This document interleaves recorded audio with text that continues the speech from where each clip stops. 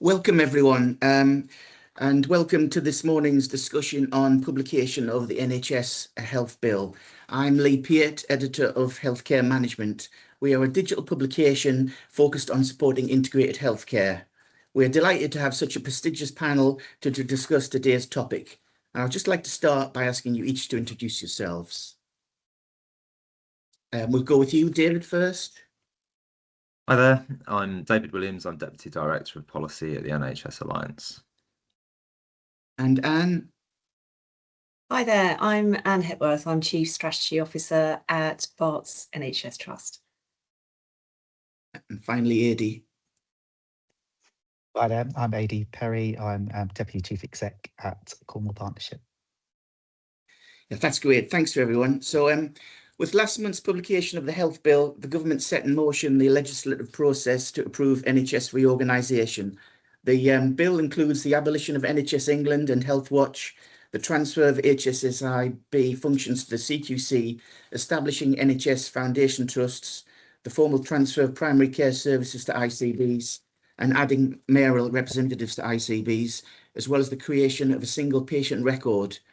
Looking at these proposals individually, could we just start by looking at NHS England and Health Watch abolition?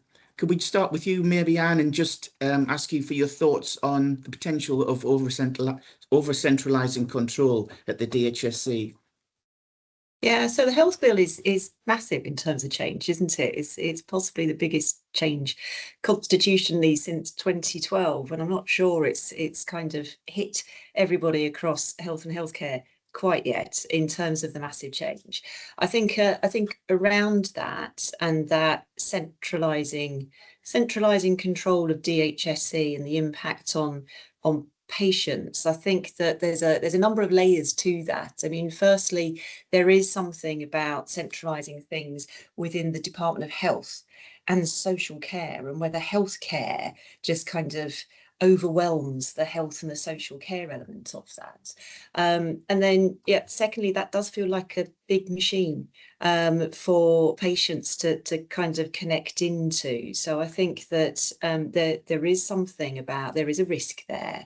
And how it's actually structured, how that actually rolls out, it's going to be really important in terms of that engagement of the public in health.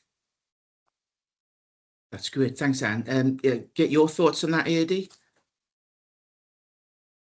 I think Anne's made some good points there. I think it is a monumental change, and the pace at which people are, there are the expectations of this trying to get out there and actually into the running of how we all do business. I think is very, very tight and very, very ambitious. I think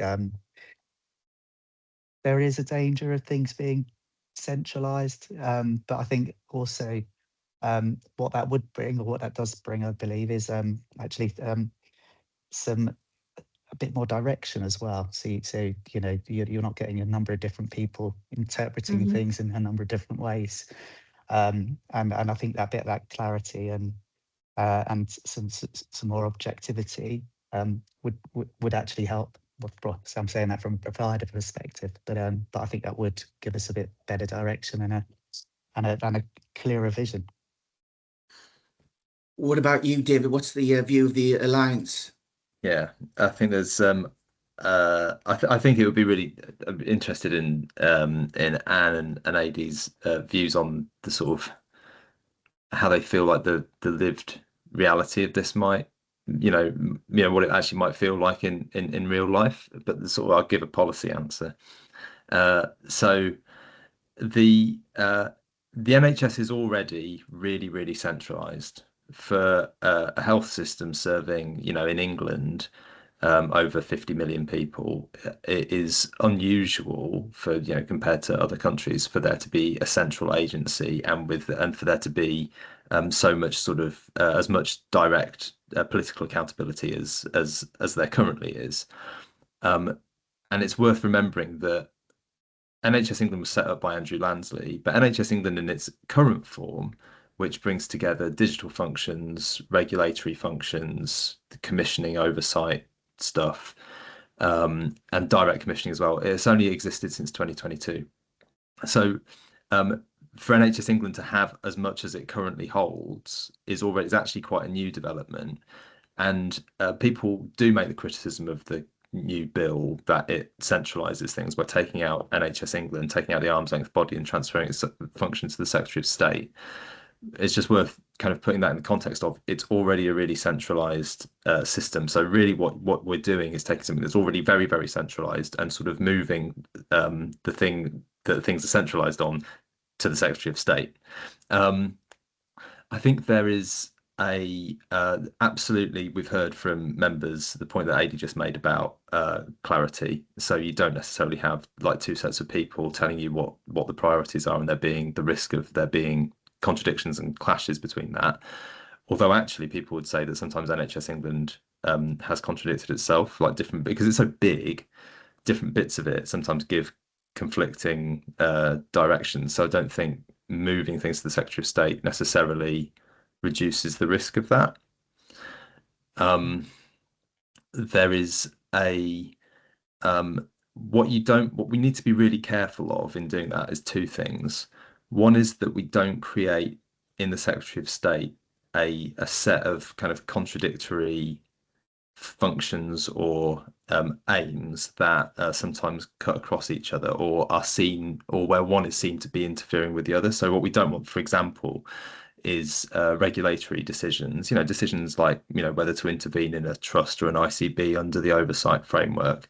We don't want that to be seen to be a political decision or influenced by political considerations, and we don't want it to be those sorts of decisions to be conflated with the oversight of the commissioning system, for example. There needs to be separation of powers, and that's perfectly compatible with the centralisation that arguably they're doing. That's the first thing.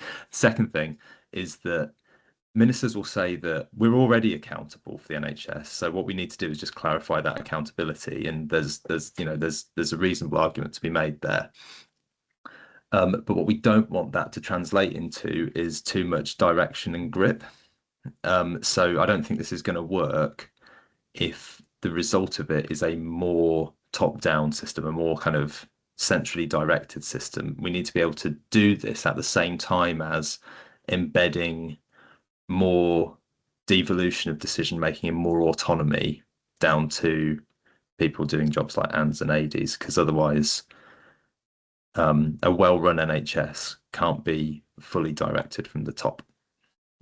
Yeah, I agree with that, and certainly that's one of the things that we're interested to see how that actually pans out, and that will depend on a number of things in terms of the tone of government around that, and the desire to kind of step into that.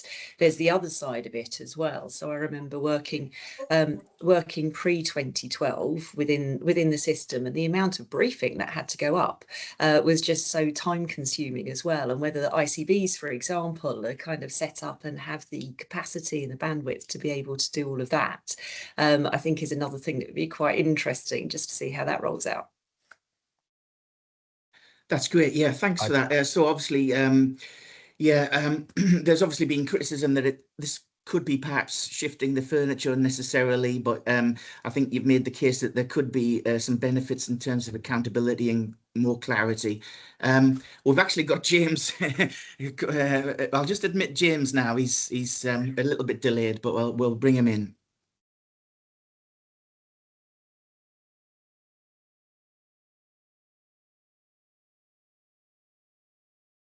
Hello, I'm Morning, so sorry. James. Morning.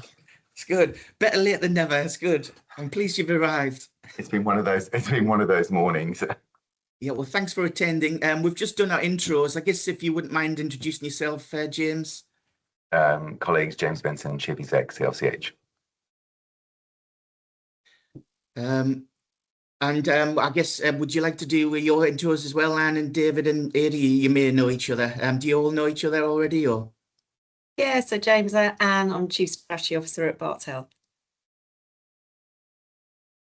Hi, James. I'm Adie Perry, Deputy Chief Exec at Cornwall Partnership. And I'm David Williams. I'm Deputy Director of Policy at the Alliance. Yes.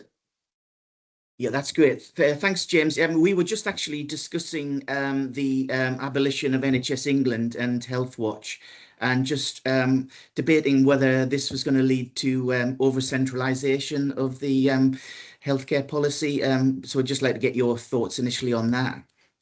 So, well, by virtue of the fact that the NHS under the Modernisation Bill will be under direct management from the Secretary of State, I suspect we have to admit that this is quite a shift back to central leadership and control.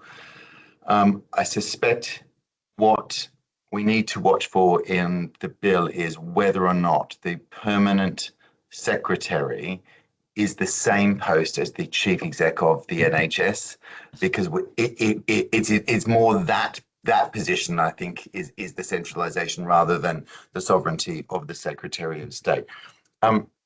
In some conversations and briefings, certainly through the Lords, I suspect that there's no possible way that they would want to allow that to occur, notwithstanding the fact that if we consider what a next election would look like, I think the government needs to be very careful about anything that centralises NHS delivery under both the Secretary of State and a permanent secretary. I'm not going to people's own political views, but any party in majority should not have that power, I suspect, because I don't think it's good governance and good leadership. In terms of the removal of Health Watch, I think the question is more, and this does play out in terms of AFTs for us. One of the questions that we were asked was, what does our governance look like moving forward, especially in the removal of governors? So my argument was, well, you've also now taking away the ability for an organisation to actually look at what is actually happening in place, because I think one of the benefits of Health Watch has always been through the lens of place and residence. What does that actually look like? And for those of us who work in multiple places or have multiple different types of patients, be they specialists all the way down to primary care, I feel that Health Watch has been helpful with that. And I think what we need to be able to articulate back is, in the absence of that, what does that actually mean, and how are we going to get the voice of residents? And I think there's quite a bit of debate at the moment around the usefulness of PPGs or otherwise. I think PPGs have been helpful for primary care in a singular bit, but if I'm honest, let's think of as three very large organisations. We're going to need something very, very different to replace that. Now, I suspect we might want to commission, as NHS organisations, someone to allow us to hear the voice of our residents in a very, very different way, rather than something set up separately. But I don't know what colleagues would think about that. But I'm more deeply worried about that than sort of the broader centralisation bit. There's a couple of bits on that I think it's just worth exploring possibly. One is that I think just because we don't have an ICB in the room, the virtual room, there's definitely a resourcing issue. So they've had their resources cut hugely by 50% over the past year. The current proposal is that they take on some of local Health Watch's functions. And there is, if they're going to be asked to do that, then I think the resourcing that's currently there for that needs to go for them. That hasn't been confirmed so far, so that does need sorting out. There is something about whether the patients need an independent voice. So if you are a patient that has a story that you feel needs to be told, one of the reasons why Health Watch was set up as it was that it was independent of the system and there basically purely to advocate for you. Whereas what we will be asking of those patients and their families and carers and things in future is that they engage with the system, which is a different thing. And there may be advantages in terms of, if that works, getting that feedback closer to the source in terms of the department or the ICB, but there's a bigger hurdle to clear, isn't there, as a patient? what I was actually going to just come back to your point on, James, is that I think we've got 2 non-foundation trusts and 1 foundation trust represented. So there is, as you abolish councils of governors and take out the Health Watch in its current form, how have the non-FTs in the room engaged with their communities in the absence of councils of governors? And is there something that you would want to share with FTs about how to do that in future? I'm happy to jump in first, Adie. I mean, yes, there's something about, we've invested a lot of time and energy and effort in reaching out into communities. So just going out and listening and understanding. And I think that reflects the huge diversity of communities that we've got in East London, the level of deprivation and the huge health inequalities that we've got. We see it as a core part of our business to do that. So why wouldn't you? And I'm sure it's pretty much the same with you, James. To remove a level of governance, you're still going out and talking with communities, etc. So there is something there about just managing stakeholders and having that external view and that external voice. And in doing so, you start to create better solutions, you start to build trust, you start to co-design, etc., etc. There's far more that we can be doing, but we have invested a lot of time and energy into that and have found that really helpful, and we get a really good return on investment of that time and energy. So yeah, of course, we're going to be continuing that. There probably is something about the more formal edge that Healthwatch can bring, which I think you were describing earlier, James, which is the bit that's missing. And how does that fit with our own PALS work? And frankly, I find it hard enough to navigate the NHS sometimes, and I've been working in it for 30+ years. So for a lot of people outside of the system looking into an incredibly complex system, how do they do that? And which bodies can help people navigate that system? So I would agree, and I think it is. If we think, and I'm not suggesting that it's easy for you at all, Anne, because having worked in your organisation many years ago, it's a very, very different place. But I think, so if you think through, you can talk about to people what services look like in a place, because it's a logical, cogent conversation. Once you start saying, but what does your health and care look like in general? I think we open up a very, very different thing. And this is the bit that worries me even more about some part of this, David. We have to target those people who are unlikely to ever talk about the outcomes of their health and care. And this worries me even more because that entire group of people are more likely not to engage with statutory organisations, and even we could be. Imagine Adie, Anne, and I went out and had a conversation. We could probably be the loveliest people in that conversation ever, but by virtue of who we are, what we look like, our obvious wealth that sits with us and before us and behind us. We're running major organisations. People are just not going to engage in the same way. So I'm worrying more around people who have intersectionality in the bottom 2 quintiles of deprivation about their ability to engage, which is why I think, Anne, you're absolutely right. I think as an organisation, you have definitely leaned into that because you have to. I've been having conversations and value thoughts from colleagues around the use of health and wellbeing boards. So I think the legislation might actually call this out a little bit clearer. So I don't think health and wellbeing boards have ever been used in the intention for which they were created and set up, mainly because they've been taken in some places as at best, officers not wanting to be scrutinised and throwing the NHS under the bus in front of their members. And so we've got 14 of those just in London alone, and then I've got 4 in Hertfordshire as well. So we've got 18 health and wellbeing boards. Yay, it's fun.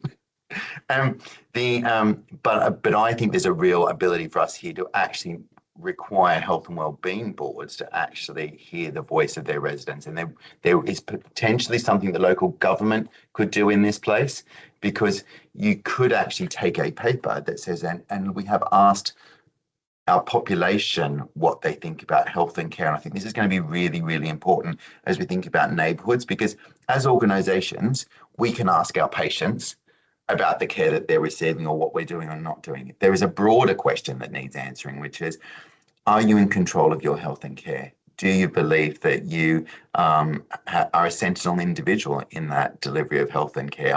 And do you fundamentally think your health and care is better today than it was 2 years ago? Now, that we could ask that as NHS organisations, but we'll be asking it through probably a narrow lens, or it will be perceived as a narrow lens, as opposed to the broader conversation. I think this is the bit where, for those of us who will be leading in places, I think we're going to need to get into that. And this sort of stacks into the, who is the AFT? What is an IHO? Is it the responsibility of the IHO to ask this? Is it the responsibility of the commissioner to do this? So I think it's slightly all to play for. Interesting, yeah. Obviously, some interesting points there. Looking at obviously the importance of reorganisation being done from the bottom up rather than the top down, and obviously getting the patient voice there. And that's I've heard obviously the argument that it's very important to wrap services around patients and certain patient conditions such as frailty, rather than looking at very much from the other direction.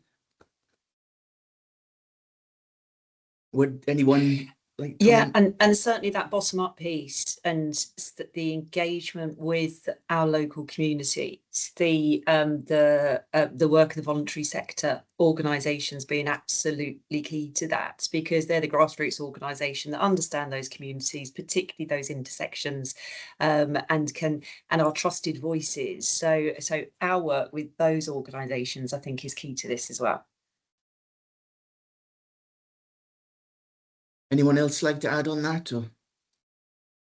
So I'd just add on both of those, if that's all right, Lee. Just in terms of, I really liked what James was trying to get across there in terms of changing the narrative from like what's the matter with you to what matters to you, you know, on the wider population piece. And actually, we are big organisations, and we are really hard to engage with.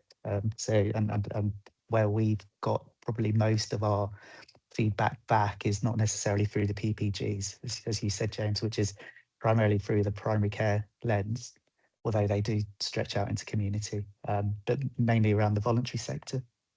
And actually, how do you engage that sector who do have like deep roots into these places and communities? The bit that I still worry about is that we talk about the engagement when we're changing things. How do we get the engagement of understanding what needs to change? That's great, James. I think you'd like to come in on that. Yeah. So this is the therapist coming at me. I think we need to structure this in a way which is we absolutely require a legitimate conversation with our patients, who are patients, around the care that we deliver and they are receipted of. Because if we don't know that, we fundamentally won't know whether or not we're actually delivering good care to people. And that is the responsibility of of anyone providing an NHS contract. But we shouldn't confuse that with stepping back and asking our residents around their health and care. And the NHS has failed to do that because we've only really done it through a narrow lens. And I've been talking certainly with National and internally around, as we step into being an AFT and wanting to move forward, what if actually we suspended reality for a moment and thought that patients weren't residents, and they weren't even residents, they were policyholders. If we assumed that every single resident in this country actually had a policy for their health and care, which is actually correct, what are the questions we would ask them around whether or not we, as the insurance agent, was delivering for them, which is separate from, was that intervention good?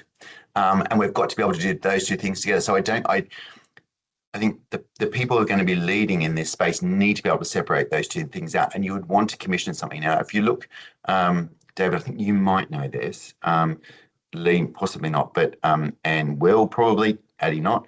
When we've done the deliberative exercise in London, we asked 100 Londoners to come together. They were matched in terms of deprivation, gender, ethnicity, and boroughs. So we actually had a really interesting mix of people, and we walked through 2 sets of 2 days going through what are your health and care needs and what are you happy to debate. So we've actually got a consultative forum, and if you're going to do this, I think you're going to need to create a forum that is a known entity in which to consult with, because otherwise all we're going to get is, I'm not happy about my podiatry appointment. And it's not that, because that's a different route of conversation. So I think we as NHS organisations need to think how they're going to step into this. Query, David, whether or not the ICB does that. And if the ICB is going to do it, they're going to need to have, I think they're going to need to commission a group of people to do this work, not just anyone who'd like to turn up. Yeah, really interesting point. It's not something I was aware of, actually. Is that done on a London level, or is it lower than that, James? No, it was done on a London level, because we had some very specific questions we wanted to ask, and it largely related to data, use of data in our data environment. So as we step into having a secure data environment, so Barts is lead, we are one of the leads. We need to be really clear that the decisions we are taking as chief executives mirrored what our public felt was acceptable. So not surprisingly, everyone thought that we shared all of our data anyway. So I think, we don't. So like all of those sorts of things. So at least we have a voice to say, no, but we have actually engaged with this. That's really interesting. I think just a couple of thoughts. I think there's a thing about scale, and there's a thing about the reason why the bill is as it is that ministers would say, we hear all day and all night from our from voters about what we think the NHS ought to be doing, and they would say that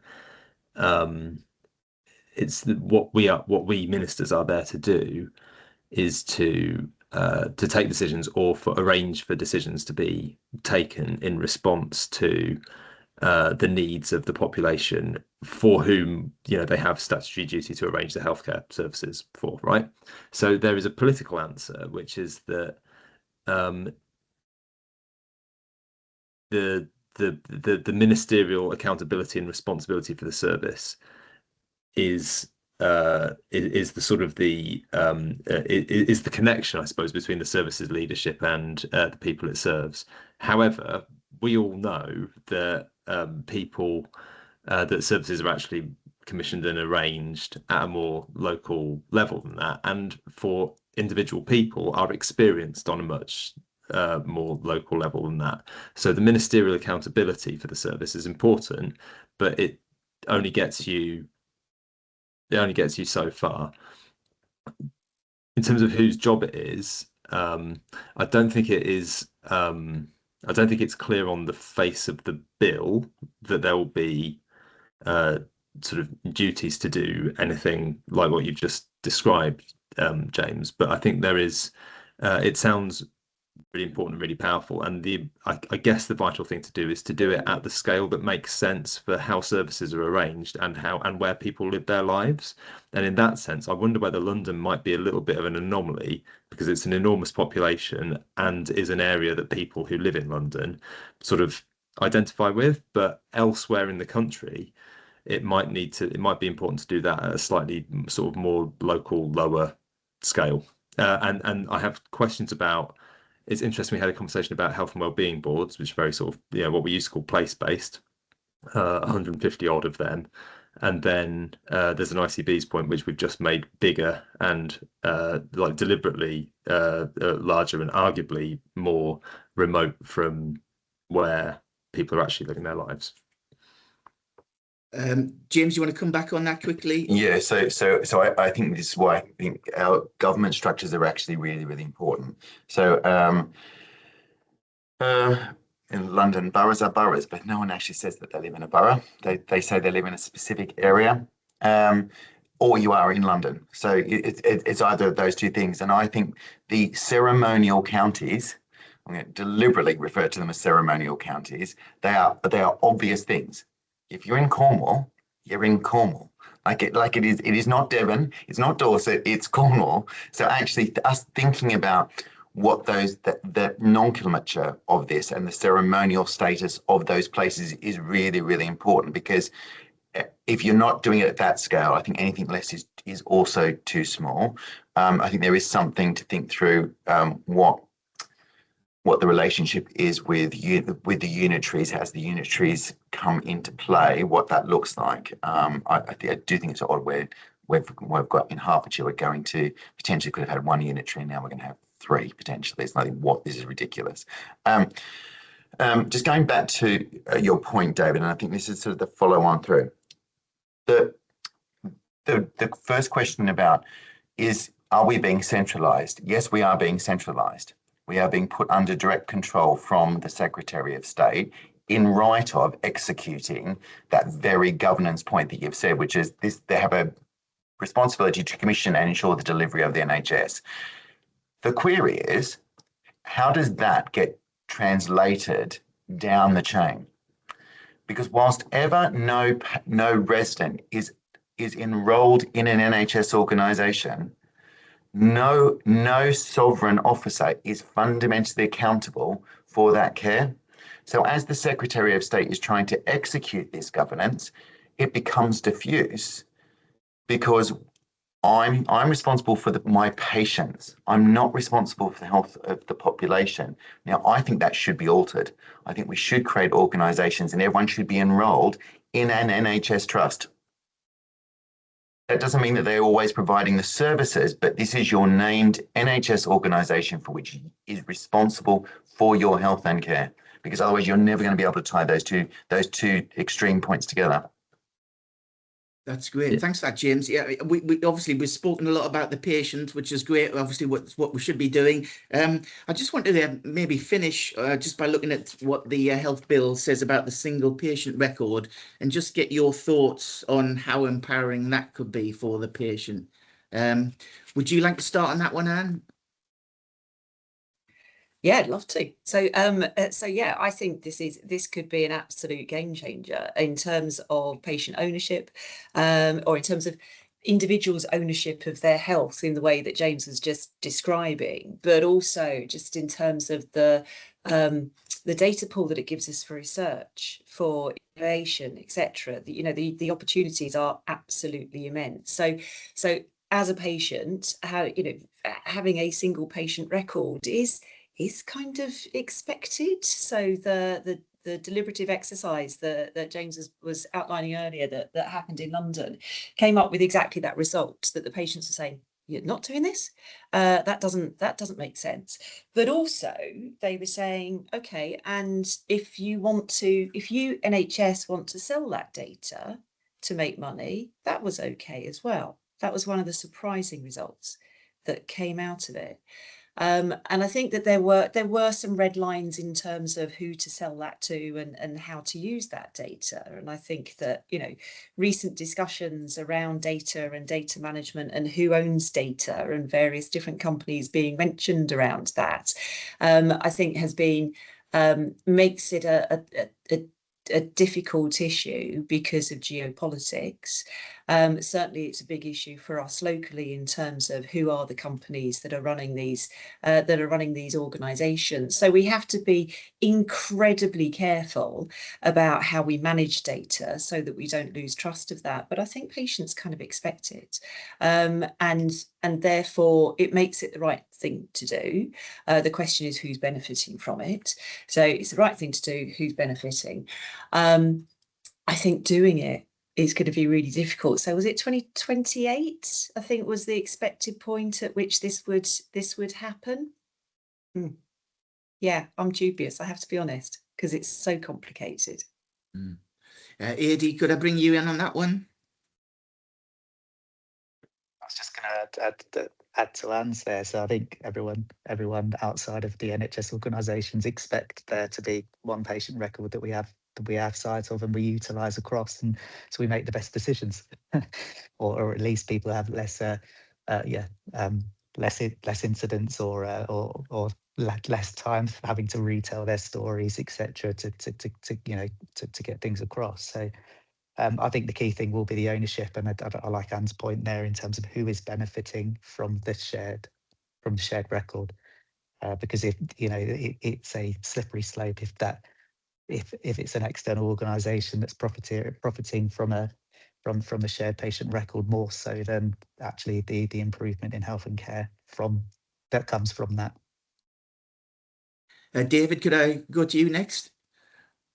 Yeah, I think like we hear similar things from our membership, which is that patients find it baffling that information can't be shared, and find it really frustrating when they have to share the same information over and over again, or when clinicians are in a position where they have to take a decision when they don't have the information in front of them that you would expect them to have. And therefore there's huge support for the single patient record. There is some concern among the GP-led organisations in our membership that the information from the GP record that gets used in the single patient record is that they're not basically held legally liable for anything that goes wrong with data that sort of originated with the GP practice, and that really needs to be sorted out and to be made really clear. That's not impossible. I don't think we've quite got the clarity on the face of the bill yet that people will be looking for, but it doesn't seem impossible. But it really needs taking seriously, because one of the two things that could go wrong with this are that you trust in politics is really low at the moment, and if the answer given to GPs is "don't worry, it'll be fine, just take our word for it," I don't think that's going to fly, and then there's a risk of a lack of clinical buy-in for it, which could scupper the project, which would be a disaster. And then also trust among the public and politicians is low as well. And I think most people, particularly patients, would see the benefit of this, but what you don't want is a mixture of kind of campaign groups, and particularly sort of maybe more broadly founded concerns about, as we've already said, who might be, which companies might be involved or might be benefiting from it, leading to a loss of confidence in the project. That's kind of what happened 10 years or so ago with care.data, and we wouldn't want the same thing to happen again. And I think that for that reason, on the second point, it's really important that the discussion about this in Parliament is responsible and proportionate and measured, and people don't jump up and down over egging certain points for political reasons, because that could skew the debate, and it could have a big influence on how this lands with the public, and if then all of the opportunities this offers could get lost, and we really need that not to happen. That's great, thanks, David. Then could we finally just have a thought from you, James, on the single patient record? So if you believe in free social healthcare for the benefit of the population, it is inconceivable that you would not have a single record that is owned by the individual patient, and that we as providers pull up information that we're required to deliver that care, but basically we are pulling it up from the individual record itself. I think we need to suggest to the government that they need to set out a clear and compelling argument that makes it irrefutable for that not to be the case, and that they need to therefore sit back and also direct, with the points that David has said, what that actually means for everyone. So calling time on all data providers and their inability to share information, not acceptable moving forward. That we change the architecture and infrastructure of the way information is reported and collected, that we own it as an NHS. We might have a provider who's doing the background work for us, but it's ours. But I think if we do not describe what it is, its purpose, where it sits and who owns it, we will invite the political debate.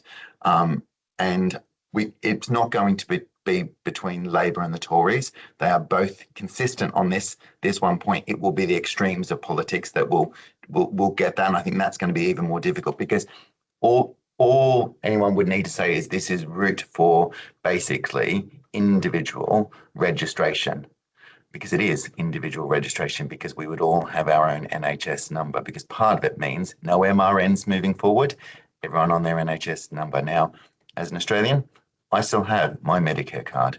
I have to show it when I go in, and there's nothing wrong with that. And I think we've got to play this out. And I think they've got to be really clear what it looks like. But I'm definitely for it. That's great. I think sadly that's all we have time for today. It's been a great conversation. Thank you all for sharing your thoughts and insights. There's clearly a lot of work to be done on the how of this policy, and we look forward to seeing how it evolves as it goes through Parliament. But thank you again for your time, and goodbye. Thank you.